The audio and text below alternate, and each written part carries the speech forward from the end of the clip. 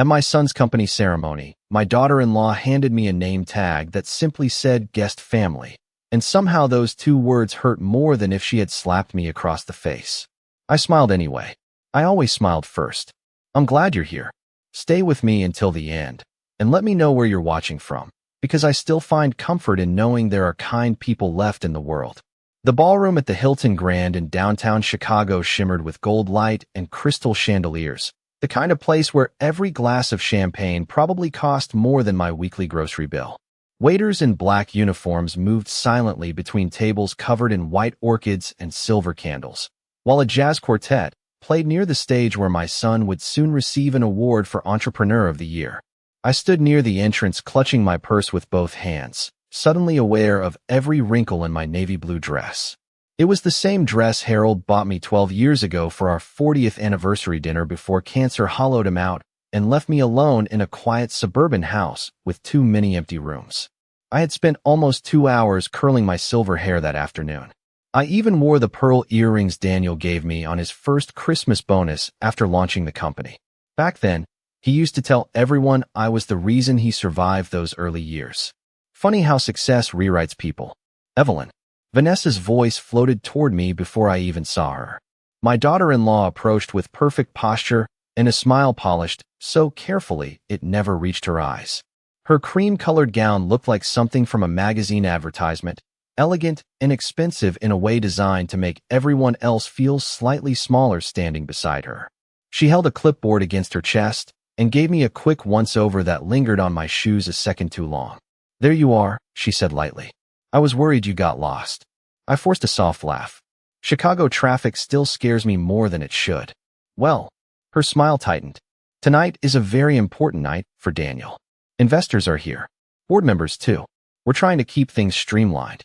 She reached into a small silver box beside the check-in table and handed me a laminated name tag attached to a black ribbon.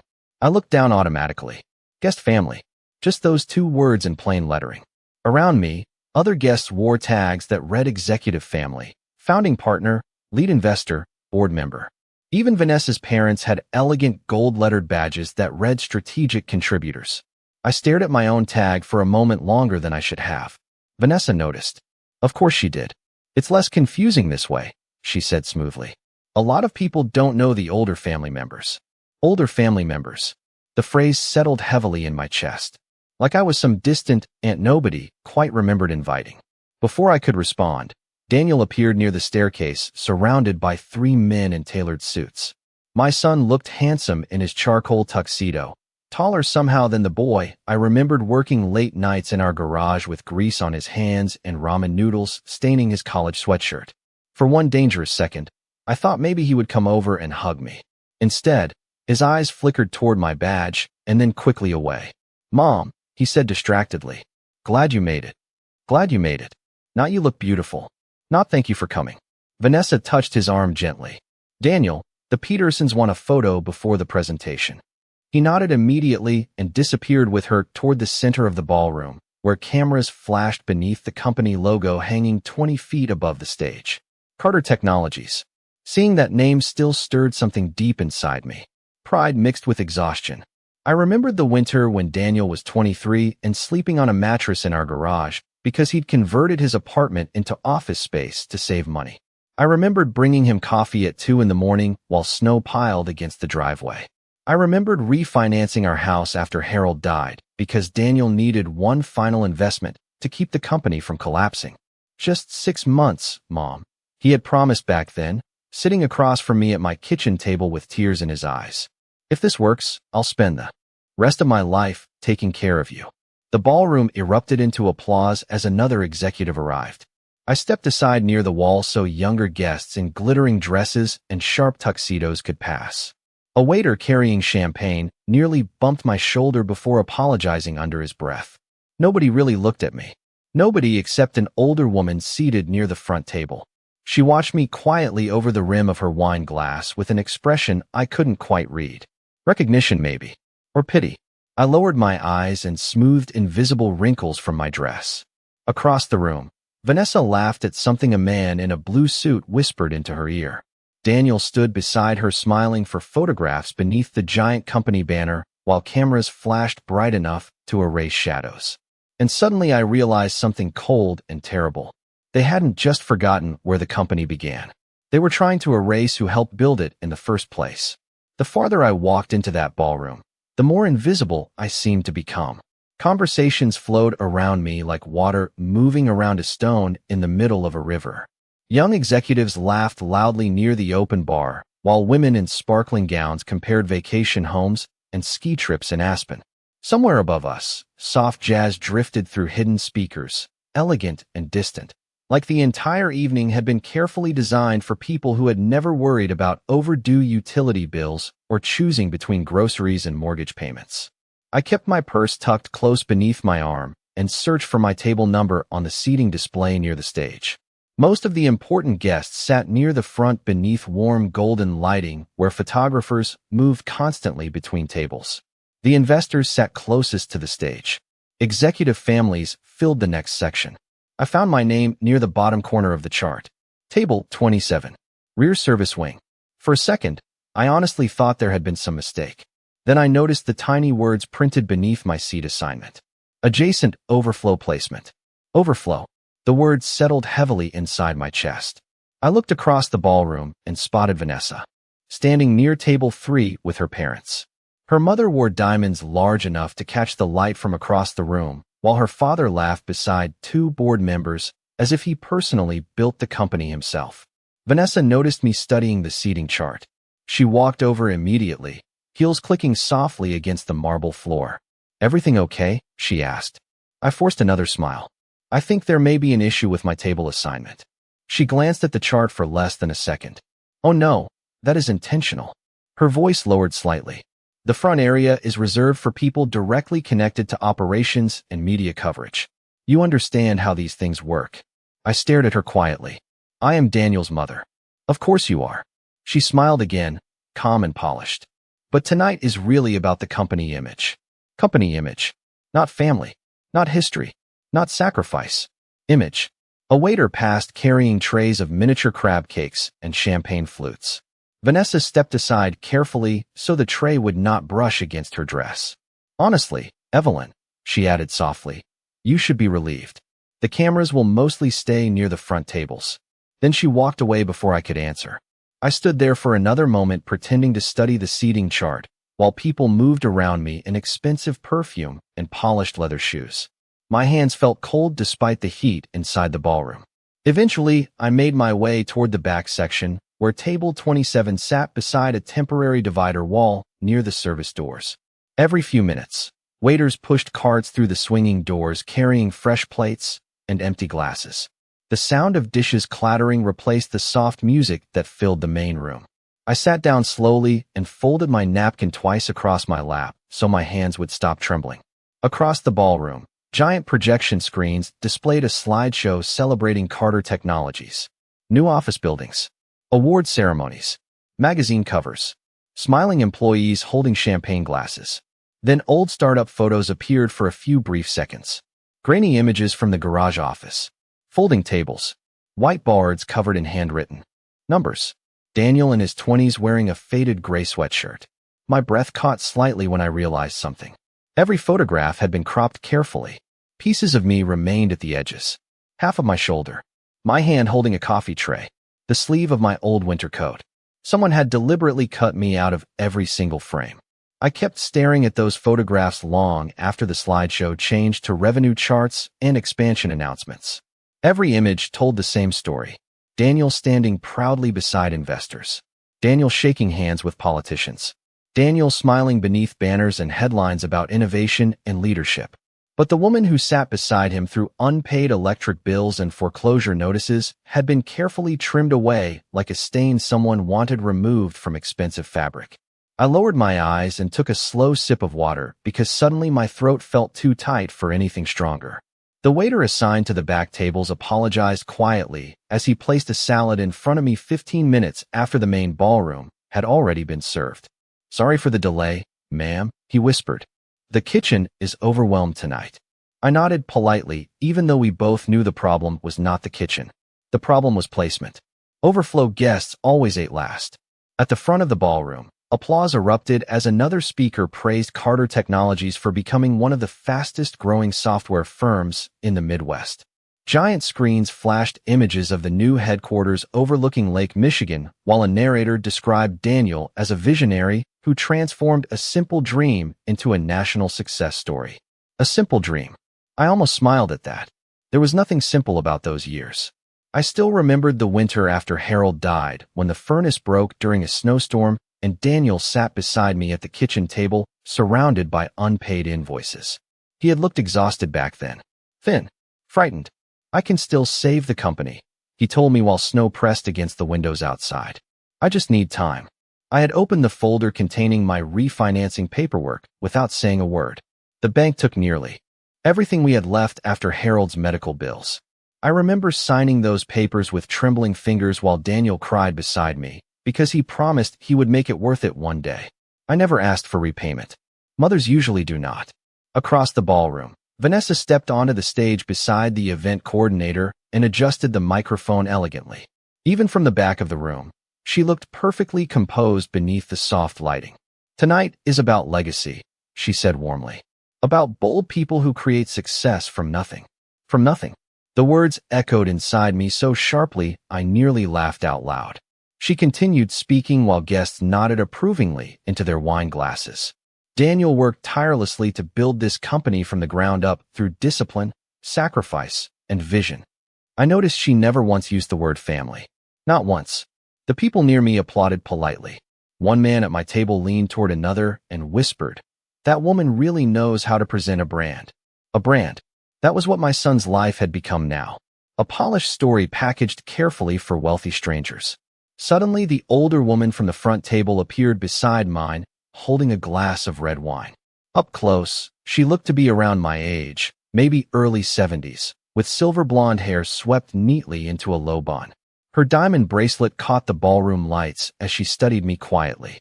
"You are Evelyn Carter," she said finally. Not a question. I nodded slowly. "We met years ago?" Very briefly. Her eyes moved toward the slideshow still glowing above the stage. "Interesting presentation tonight." There was something unusual in her tone. Something observant. Careful. Before I could answer, another photograph appeared on the giant screen behind Vanessa. The original garage office. Daniel standing proudly beside the company's first server rack. Except this time, whoever edited the image had cropped it too tightly. My hand still remained visible at the edge of the frame, holding a box of extension cords. The older woman noticed it immediately. Then she looked back at me with an expression that had changed completely. Not pity anymore. Recognition. The woman pulled out the empty chair beside me and sat down carefully, smoothing the sleeve of her dark green jacket before extending her hand across the table. "Margaret Holloway," she said quietly. The name immediately sounded familiar. Even I knew who she was. Holloway Ventures had invested in half the technology firms in Chicago over the last 20 years. Daniel once called her the toughest investor in the room. I shook her hand gently. "Evelyn Carter." Margaret glanced toward the stage where Vanessa continued charming the audience with smooth stories about innovation and leadership. "I recognized your face the moment I walked in," she admitted. "You used to bring coffee and sandwiches to that tiny garage office on Greenfield Avenue." A strange warmth mixed with embarrassment spread through me. That was a long time ago. Not to Daniel. She studied me carefully. At least, it never used to be. I lowered my eyes to the untouched salad in front of me. The lettuce had already begun to wilt beneath the ballroom lights. "People change," I said softly. Margaret did not answer immediately. Around us, applause echoed again as another executive accepted an award near the stage. Crystal glasses clinked. Camera flashes burst across the room like tiny lightning strikes. Yet somehow the little corner beside the service doors suddenly felt quieter than the rest of the ballroom. "Daniel talked about you constantly during those first years," Margaret finally said. "He used to say his mother kept the company alive when nobody else believed in him." I let out a small breath I did not realize I had been holding. That boy believed in impossible things. Most successful founders do. Margaret tilted her head slightly. But they usually do not forget who stood beside them before success arrived. Her words settled deep inside me because they sounded less like criticism and more like disappointment. I looked toward the giant projection screen again, where smiling corporate headshots now rotated slowly beside revenue numbers and stock forecasts. Everything looked polished, controlled, sanitized, like someone had scrubbed every trace of struggle from the company's history. Margaret followed my gaze. That slideshow has been edited heavily, she observed calmly. I remember those original photographs. I gave a faint smile. Apparently, I photographed badly. No, her voice sharpened slightly for the first time. Apparently, someone wanted the story simplified. Across the ballroom, Vanessa moved gracefully from table to table, greeting investors with practiced warmth. Every movement looked calculated, every smile measured. She paused near the front row, where Daniel stood speaking with two journalists. One of the reporters gestured toward an old company photo displayed on a side monitor. Vanessa leaned over and whispered something to the technician nearby. Seconds later, the image disappeared completely from the screen. Margaret noticed it too. Her expression hardened almost invisibly. "Interesting," she murmured. I folded my napkin again, even though it was already perfectly straight. The truth was beginning to settle into place piece by piece, and somehow that hurt more than the humiliation itself. This was not carelessness. It was intentional, systematic. Vanessa was not merely embarrassed by me. She was removing me from the narrative entirely. As if Daniel had emerged fully formed from some expensive business school, instead of spending years eating canned soup in my garage while I paid the electric bill. Mrs. Holloway, a young man in a navy suit, approached our table nervously. The presentation is about to begin. They are asking all primary investors to move closer to the stage. Margaret looked at him calmly. "I am comfortable here for now." The young man hesitated before nodding awkwardly and walking away. I stared at her in surprise. "You do not have to sit back here with me." Margaret lifted her wine glass slightly. "Actually, Evelyn, I think this may be the most honest table in the entire ballroom." Then the lights dimmed. The stage screens brightened, and Daniel stepped toward the microphone while the audience rose to their feet, applauding the story they believed they knew. Daniel always had a strong voice when he spoke in public. Even as a little boy, he could stand in front of an entire classroom without shaking. I used to sit in the back row during school assemblies, watching teachers smile proudly while my son spoke about science fairs and debate competitions. That same confidence filled the ballroom now as he stood beneath the bright stage lights, adjusting the microphone with steady hands.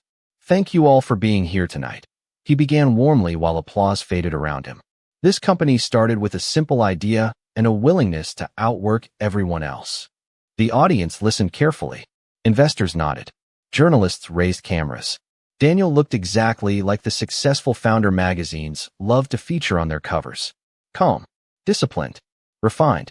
I folded my hands tightly in my lap and listened to the version of our history being told to strangers. "In the beginning, there were plenty of people who doubted me," Daniel continued. "But I believed sacrifice and persistence could build something meaningful." I noticed how carefully he chose his words. No details, no names. Just polished inspiration packaged neatly for a ballroom full of wealthy people. The giant screens behind him displayed photographs of old office spaces and early company logos, while soft music played beneath his speech. Again, every image had been trimmed and edited so carefully that entire years of struggle appeared glamorous instead of desperate. Nobody saw the unpaid heating bills. Nobody saw the cracked garage windows covered with plastic during winter storms. Nobody saw me carrying laundry baskets filled with extension cords because we could not afford proper storage shelves back then. There was never a safety net, Daniel said confidently. Failure simply was not an option. Margaret slowly lowered her wine glass beside me. I could feel the silence building around our table, because we both knew that statement was not true. There had been a safety net. Me, the mortgage on my house, Harold's retirement savings, the insurance money I promised myself I would never touch after my husband died. I gave all of it to Daniel because I believed in him more than I feared losing everything. And for years, he never let me regret it. My chest tightened unexpectedly, remembering those early mornings in the garage. Office. Daniel half asleep at his computer while snow piled outside. Me setting down coffee beside him before leaving for my nursing shift at St. Mary's Hospital. "You should sleep," I used to tell him. He would just smile tiredly and answer, "I will sleep after the company survives." Back then, he sounded grateful every single day. Somewhere along the road between survival and success, gratitude disappeared quietly. Most importantly, Daniel continued from the stage. Carter Technologies became successful because we learned to evolve, to move forward without staying trapped in the past. The words landed harder than they probably sounded to everyone else in the room. Vanessa sat near the front table, watching him proudly with one hand resting lightly against her diamond necklace. Her parents smiled beside her like royalty attending a coronation. Then Daniel said something that made my stomach sink completely. "Tonight is not about where we came from," he announced. "It is about who we are becoming." Applause exploded through the ballroom. Loud, enthusiastic, final. I stared down at my folded napkin while the sound echoed around me, because suddenly I understood the real reason I had been placed beside the service doors. I was not simply embarrassing to Vanessa. I represented the part of Daniel's life they wanted erased. The struggle, the debt, the small house in the suburbs, the widow mother working double shifts. Success looked cleaner without those details. Margaret leaned slightly toward me. Her voice remained calm, but colder now. "Your son is trying very hard to bury the foundation beneath the building." I swallowed carefully before answering. Maybe he thinks people only respect polished stories. Margaret looked toward the stage where Daniel stood smiling beneath the applause. "No," she said quietly. "I think someone convinced him to be ashamed of the truth." The applause continued long after Daniel stepped away from the microphone. People stood from their tables smiling and raising champagne glasses, while soft orchestral music filled the ballroom again. Near the stage, investors surrounded my son almost immediately, shaking his hand and praising his speech with the kind of admiration reserved for people who have already won at life. I watched from the back corner beside the service doors while waiters cleared half-eaten dinners from nearby tables. Nobody looked in my direction anymore. It felt strange how quickly a person could disappear in a crowded room. Margaret remained seated beside me, silent for several moments as she observed the celebration unfolding across the ballroom. Finally, she asked quietly, "Did Daniel invite you personally tonight?" The question caught me off guard. "Yes," I answered after a pause. "At least, I believe he did." She tilted her head slightly. "What does that mean?" I looked down at the thin gold bracelet around my wrist, the one Harold gave me on our 25th anniversary. 3 weeks ago, Daniel called and said there would be a ceremony honoring the company. He told me it would mean a lot if I came. Saying the words aloud suddenly made something feel wrong, because Daniel had sounded rushed during that phone call. Distracted, as if he were reading from a schedule while answering emails at the same time. "Did he mention seating arrangements?" Margaret asked carefully. I almost laughed at that. "No. But then again, I do not think he planned any of this himself." Across the ballroom, Vanessa leaned close to a group of investors while speaking confidently beside the stage.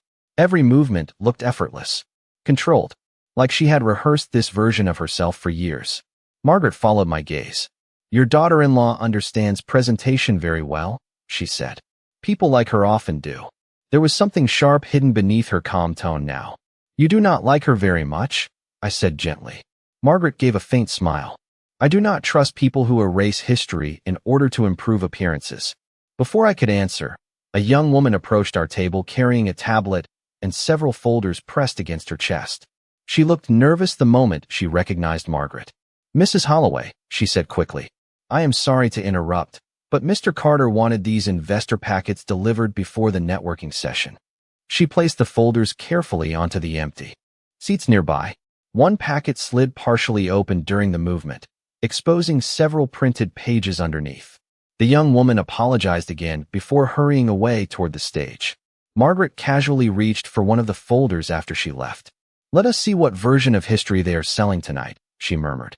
I should have looked away. Maybe part of me wanted to. But instead I watched quietly as she opened the packet and skimmed through the glossy pages inside. Photographs, revenue charts, expansion timelines. Then Margaret stopped turning pages. Her expression changed almost instantly. "Well," she said softly, "that explains quite a bit." She turned the folders slightly toward me. At first, I did not understand what I was looking at. Then I noticed the heading printed near the bottom of one page. Foundational Capital Contributions. Beneath it sat a carefully organized timeline listing every major financial investment made during the company's first 3 years. Venture capital, angel investors, business loans, Personal assets. And there, halfway down the page in smaller print than everything else, I saw my name. Evelyn Carter. Residential property, refinance contribution. Amount confidential. But beside my name, another line had been added in bold letters. Legacy obligation resolved through family equity transfer. I stared at the sentence without fully understanding it at first. Margaret did. That language is deliberate, she said quietly. It means someone is trying to legally classify your contribution as settled family assistance instead of foundational ownership support. My stomach tightened slowly. What does that mean? Margaret closed the folder carefully before answering. It means someone is preparing to make sure history stays buried permanently. I read the sentence again while the ballroom lights blurred softly around me. Legacy obligation resolved through family equity transfer. The wording sounded cold, corporate, sterile, as if 30 years of sacrifice could be summarized inside a legal phrase designed to protect people with expensive lawyers. I looked toward the stage where Daniel laughed beside a television reporter while cameras flashed against the company logo behind him. He looked comfortable there now, belonging. Successful people have a certain posture when they stand in rooms full of admiration. Their shoulders relax. Their smiles arrive easily. I remembered when Daniel used to carry stress in every inch of his body. Back when every declined payment felt like the end of the world. Margaret closed the folder carefully and rested both hands on top of it. Have you ever signed anything related to equity transfer? She asked. I shook my head immediately. No, never. Then this language should not exist without documentation. My stomach tightened further. You think Vanessa added it? Margaret considered the question carefully before answering. I think someone inside this company is restructuring the origin story before future shareholders start asking uncomfortable questions. Her words settled over me slowly. Uncomfortable questions. Suddenly memories began resurfacing one after another. Vanessa encouraging Daniel to hire new public relations consultants last year. Vanessa insisting the company needed a cleaner brand identity. Vanessa laughing gently during Christmas dinner while saying, "People connect more with polished founders than struggle stories." At the time, I thought she simply meant marketing strategy. Now I understood something darker hidden beneath it. She was not improving the company image. She was rewriting the family itself. A server arrived quietly with coffee refills for our table. I thanked him softly and wrapped both hands around the warm porcelain cup because my fingers had gone cold again. Across the ballroom, the networking session officially began. Music grew louder while clusters of investors and executives drifted between tables exchanging business cards and champagne glasses. Nobody approached the back corner near the service doors. We were practically invisible there. Vanessa suddenly appeared near our table with the same polished smile she wore all evening. "Mrs. Holloway," she said warmly. "I did not realize you moved tables." Margaret looked up calmly. "I moved myself." Vanessa laughed lightly, though something nervous flickered behind her eyes. "Well, we would love to have you near the front for the closing presentation." Her gaze shifted briefly toward the folder resting beneath Margaret's hand. Only for a second, but I saw it. The tension. Margaret saw it too. "Interesting investor packet," she remarked casually. Vanessa's smile remained perfectly steady. "Our legal team worked very hard preparing tonight's materials." I imagine they did. The air around the table changed almost instantly. Quiet, sharp, controlled. Vanessa turned toward me then, her expression softening into artificial concern. "Evelyn, are you comfortable back here? I know these corporate events can become exhausting." I almost admired how skillfully she framed humiliation as kindness. Before tonight, I probably would have answered politely and protected her feelings. But something inside me had shifted during the last hour. Not anger exactly. Clarity. "I am perfectly comfortable," I replied evenly. Vanessa nodded once. "Wonderful. The final presentation starts soon, so please remain seated during the media coverage portion." Remain seated. Like a warning disguised as etiquette. Margaret slowly lifted her coffee cup after Vanessa walked away. "She is frightened," she said quietly. I looked toward the ballroom, where Vanessa now whispered urgently to a man wearing a security earpiece near the stage. "No," I answered softly. "She is protecting something." Then my eyes drifted toward my purse resting beside my chair. Inside, tucked carefully within an old leather envelope I carried almost everywhere without thinking, sat the original refinancing papers from 20 years ago. Harold's signature. Mine. The bank approval forms. The documents that saved Carter Technologies before it even had an office. For the first time all evening, I placed my hand gently over the purse and realized I had brought the truth into the ballroom without even meaning to. The final presentation began at 9:30 sharp.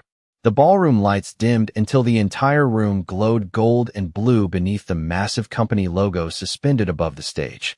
Soft music played while guests returned to their seats carrying fresh drinks and quiet conversations. From the back corner near the service doors, I watched the room settle into anticipation again. Investors leaned forward. Reporters adjusted cameras. Even the waitstaff slowed their movements as Daniel stepped back onto the stage beside Vanessa. She looked radiant standing under the lights with one hand resting lightly against his arm, the perfect corporate wife smiling beside the perfect success story. Tonight, Daniel announced proudly, we celebrate not only what Carter Technologies has accomplished, but the future ahead of us. Applause rolled across the ballroom once more.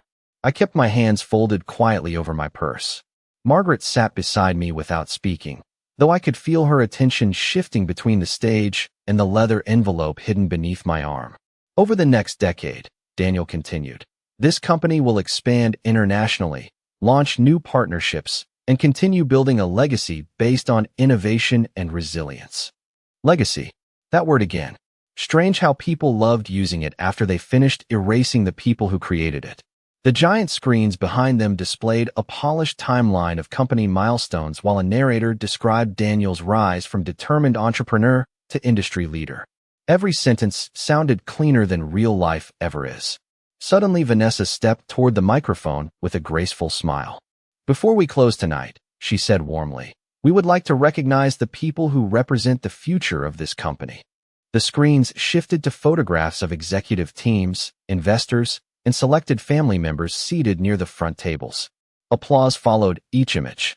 Vanessa carefully thanked board members, financial partners, and even her own parents for their guidance and sophistication during the company's growth. Sophistication. I lowered my eyes briefly because I finally understood the real measurement being used tonight. Not loyalty, not sacrifice, refinement, image, social value. Then Vanessa smiled toward the audience again. And of course, she added lightly, we appreciate all family support throughout the years, in every form. The sentence sounded almost generous, almost harmless, but I recognized dismissal when I heard it. Family support, as if refinancing a house after your husband dies belonged in the same category as mailing Christmas cards. Margaret slowly placed her wine glass onto the table. Enough, she said quietly. Before I could react, she stood. The movement itself was not dramatic. Calm people rarely need dramatic gestures. But the effect spread instantly through the ballroom because everyone recognized Margaret Holloway the moment she rose from the rear table. Conversations softened. Several investors turned in surprise. Even Daniel looked confused from the stage. Vanessa's smile flickered for half a second.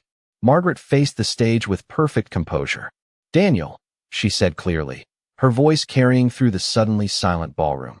Before you conclude the evening, I believe your guests deserve to hear the full story of how this company survived its first year. The silence afterward felt enormous. Daniel froze beside the podium. Vanessa recovered first.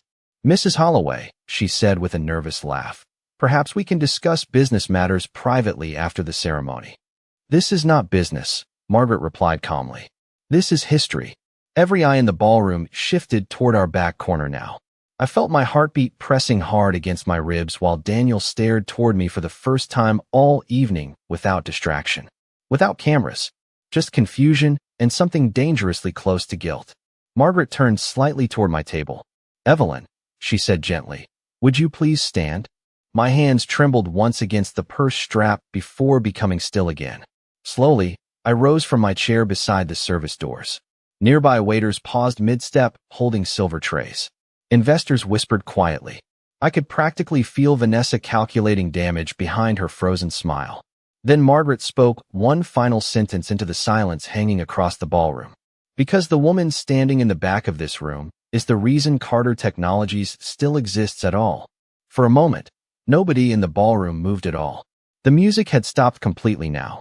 Even the waiters stood frozen beside their serving carts while more than 300 people turned toward the back corner where I stood beneath the dimmest lights in the room. Daniel stared at me from the stage with an expression I had not seen on his face in years. Not confidence, not polish. Confusion mixed with memory. Vanessa stepped closer to him immediately, her smile strained but still holding together. "Mrs. Holloway," she said carefully into the microphone, "we truly appreciate Evelyn's personal support through the years, but tonight's program is already running behind schedule." Margaret did not even look at her. "Personal support," she repeated calmly. Then she turned toward the audience. 20 years ago, this company was less than 2 weeks away from shutting down permanently. Banks had refused additional loans. Investors walked away. Payroll could not be met. The room remained silent. Every camera in the ballroom had shifted direction now. Margaret extended one hand slightly toward me. "The only reason Carter Technologies survived was because this woman refinanced her home after losing her husband and handed the company everything she had left." A murmur spread quietly through the audience. Daniel's face lost color almost instantly. Vanessa opened her mouth as if to interrupt again, but Margaret continued before she could speak. "Not as a gift, not as charity, as belief." My hands trembled once against the leather envelope before becoming still again. Slowly, I reached inside my purse and removed the old documents I had carried for years without thinking. The edges were worn now, soft from time and handling. Harold's signature remained visible beside mine beneath the bank approval stamp dated nearly 2 decades earlier. I walked forward carefully through the ballroom, while rows of wealthy strangers watched in complete silence. My heels moved softly against the marble floor, past the investor tables, past the photographers, past Vanessa standing perfectly still beneath the stage lights with panic beginning to crack through her polished expression. Daniel stepped away from the podium as I approached. For one painful second, I saw the young man he used to be hiding beneath the expensive tuxedo, an executive smile. The exhausted son sitting at my kitchen table promising he would never forget what I sacrificed for him. I handed him the envelope quietly. He opened it with visibly shaking hands. The mortgage papers rested on top. Beneath them sat copies of overdue utility notices, old company invoices, and a photograph taken inside the original garage office. In the picture, Daniel stood beside the first server rack smiling proudly while I sat in the background wrapped in Harold's winter coat, holding a cup of gas station coffee after my overnight nursing shift. Nobody had cropped me out of that photograph yet. Daniel stared at it for several seconds without speaking. The ballroom remained so quiet I could hear camera shutters clicking near the stage. Finally, he looked up at me. "Mom." The word broke halfway out of his mouth. I smiled gently before he could say anything else. Not angrily, not triumphantly, just tired. "You do not have to be ashamed of where you came from, Daniel," I said softly. "The people who love you during the hard years are not stains on your success story." Vanessa looked away first. Small detail, but I noticed it. So did everyone else in the room. Daniel lowered his eyes toward the papers again, while emotion tightened visibly across his face.